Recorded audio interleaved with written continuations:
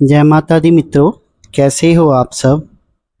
मित्रों, जब हम किसी इष्ट की पूजा पाठ शुरू करते हैं, उसके मंत्रों का जाप करते हैं, जो मंत्र हमें गुरु द्वारा दिया गया हो, फिर साथ में हम अपने इष्ट के किसी स्रोत का पाठ करते हैं, उनके जो सहस्त्र नाम हैं उनका पाठ करते हैं, उनके किसी कवच का पाठ करते हैं और एक रेगुलर मैनर में करते हैं, तो होता क्या है कि हमें ऐसा लगता है कि हमारे इष्ट की शक्ति जो है वो हमारे आसपास है और वो हमारी रक्षा कर रही है, हमारे पर नज़र रख रही है। ऐसे अनुभव बहुत सारे लोगों को होते हैं। इसी तरह जो माता काली की पूजा करता है, क्योंकि माता काली जो है वो एक उग्र शक्ति हैं, वो अग्नि तत्व हैं, तो उनको भी बहुत सारे तीव्र अनुभव होते हैं जिनसे वो पता लगा सकता है कि मेरे आसपास माता रानी की शक्ति है। कई बार ये अनुभव जो होते हैं वो नेगेटिव शक्तियों के कारण भी होते हैं। नेगेटिव शक्तियों और पॉजिटिव शक्तियों के जो अनुभव होते हैं उनमें क्या अंतर होता है, इसके बारे में भी आगे डिस्कस करेंगे। तो सबसे पहले क्या होता है कि जब हम अपनी इष्ट की पूजा करते हैं तो हमें ज़ोर ज़ोर से उबासियाँ आती हैं और आँखों से आंसू जो हैं वो भी निकलते हैं। लेकिन अगर आपके शरीर में कोई नेगेटिविटी है तो उसके कारण भी ऐसा होता है। लेकिन उबासी जो है वो कुछ दिनों के बाद आना बंद हो जाए और आपके आंसू जो हैं वो निकलना बंद हो जाएं, तो आप समझ लीजिए वो कोई नेगेटिविटी थी जो दूर हो गई है। लेकिन अगर ये कुछ रेगुलर मैनर में होता है, जैसे ही आप अपने आसन पे बैठते हैं तो आपको उबासियाँ आने लगती हैं, तो इसका मतलब होता है कि देवता का आगमन हो रहा है और आप उसकी भक्ति में इतना डूब जाते हैं कि जब भी आप उसके भजनों को सुनते हैं, अपने माता की फ़ोटो या मूर्ति को देखते हैं, तो आपकी आंखों से आंसू आना शुरू हो जाते हैं।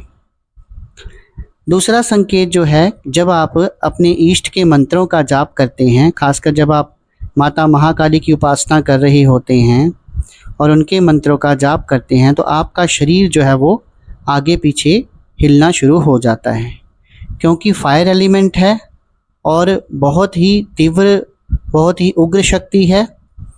तो इसलिए उनका मंत्र भी इतना उग्र है कि उसके जाप से जो एनर्जी पैदा होती है उसमें हमारा शरीर जो है वो गोल गोल घूमना शुरू कर देता है या आगे पीछे घूमना जो है वो शुरू कर देता है। अगला संकेत जो मैं आपको बताने जा रहा हूँ, जिसके ऊपर माता काली की कृपा हो जाती है, उसके शरीर में वाइब्रेशंस होती हैं। ये वाइब्रेशन जो हैं ये किसी पर्टिकुलर एक अंग में भी हो सकती हैं, पूरे शरीर में हो सकती हैं, या फिर शरीर के अंगों में फड़कन होती है। जैसे कई बार आँख फड़कने लगती है या शरीर का कोई एक अंग फड़कने लगता है। ये सब पूजा के दौरान होता है, जब हम अपने आसन पर बैठकर पूजा पाठ कर रही होती हैं। तो ये भी बहुत बड़ा संकेत है कि माता लक्ष्मी की शक्ति जो है वो माँ स्वरूप आपके साथ चल रही है। कई बार हमें ये दिल में ऐसा लगता है, मन में ऐसा लगता है कि हम पूजा पाठ कर रहे हैं और हमारे आसपास कोई खड़ा है, हमारे पीछे कोई खड़ा है और वो हमें देख रहा है।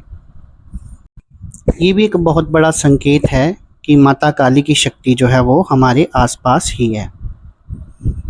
अगला संकेत जो मैं आपको बता रहा हूँ वो ये है कि माता रानी के जो भगत होते हैं, जो उनके साधक होते हैं, उनको गुस्सा बहुत जल्दी आता है और गुस्सा आना भी लाजमी है, क्योंकि मैं बार बार आपको बता रहा हूँ कि माता काली की जो हम पूजा करते हैं वो अग्नि तत्व है और उनके मंत्रों में भी अग्नि तत्व है। तो जो भी साधक उनके मंत्रों की साधना करता है उसके शरीर में अचानक गर्मी जो है वो बढ़ती है और उसको गुस्सा भी आता है। तो ये होना स्वाभाविक है। इसीलिए मैं कहता हूँ कि अग्नि तत्व जो है उसको बैलेंस करने के लिए आप अधिक से अधिक शिव के मंत्रों का जाप कीजिए, क्योंकि भगवान शिव जो हैं वो जल तत्व से, उनके मंत्रों में जल तत्व की शक्ति है। तो जब हम उनका जो पंचाक्षरी मंत्र है ओम नमः शिवाय ओम, इसका जब हम जाप करेंगे तो शरीर में जो हमारा अग्नि तत्व है जो बढ़ गया है माँ के मंत्रों के जाप से, वो बैलेंस होने लगेगा और हमारा मन जो है वो शांत हो जाएगा। कई बार क्या होता है कि हम ध्यान में बैठे होते हैं और मंत्रों का जाप कर रहे होते हैं, तो हमारे आज्ञा चक्र पर माँ के नाना प्रकार के जो स्वरूप हैं उनके दर्शन होते हैं। ये भी एक बहुत बड़ा संकेत है कि जो माँ की शक्ति है, जो माँ है, वो हमारे आसपास ही हैं। और ध्यान में बैठे बैठे कई बार व्यक्ति को ऐसे लगता है कि मेरे लिप्स के बाहर एक बहुत बड़ी जीभ लग गई है। जैसे माँ की जीभ बाहर रहती है, वैसे हमारे साथ भी एक बहुत बड़ी जीभ जो है वो लग गई है, वो हमारे होंठों के साथ अटैच हो गई है। तो ये बहुत बड़ा संकेत है। बहुत सारे जो ऑरा स्कैन वगैरह हमसे करवाते हैं या फिर अपनी चेकिंग करवाते हैं, तो ये अनुभव भी बहुत सारे बताते हैं कि माँ के दर्शन होते हैं और कई बार ऐसा लगता है कि उनकी जीभ जो है वो हमारे साथ लगी हुई है।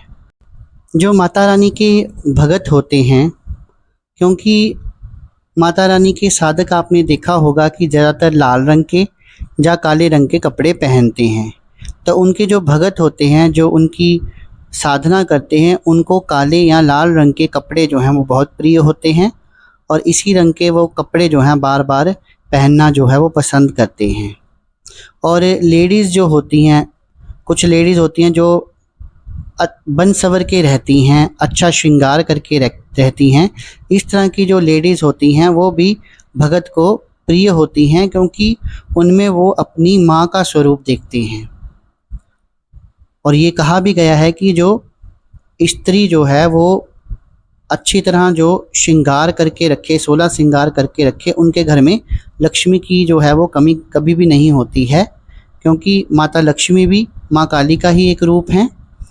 तो माँ काली के भी भक्तों को, जिन स्त्रियों ने चूड़ा पहना होता है, बिंदी लगाई होती है, 16 श्रृंगार किए होता है, इस तरह की स्त्रियां जो हैं वो बहुत पसंद आती हैं, क्योंकि उन स्त्रियों में वो अपनी माँ, जिसको माता काली को, जिसको वो अपनी माँ मान चुके हैं, उनका ही स्वरूप दिखता है। एक बहुत बड़ा अनुभव है जो बहुत सारे साधक जो हैं वो बताते हैं और मेरे साथ भी काफ़ी साधकों ने डिस्कस किया है। जब वो माता काली की पूजा करना शुरू करते हैं और कुछ दिन या कुछ महीने हो जाते हैं उनको जाप करते करते, तो उनकी जो रीढ़ की हड्डी होती है उसमें उनको ऐसा लगता है कि सर्प की भांति कोई चल रहा है। तो सर्प की भांति जो चल रही होती है वो हमारी कुंडलिनी माता है, हमारी माता महाकाली हैं।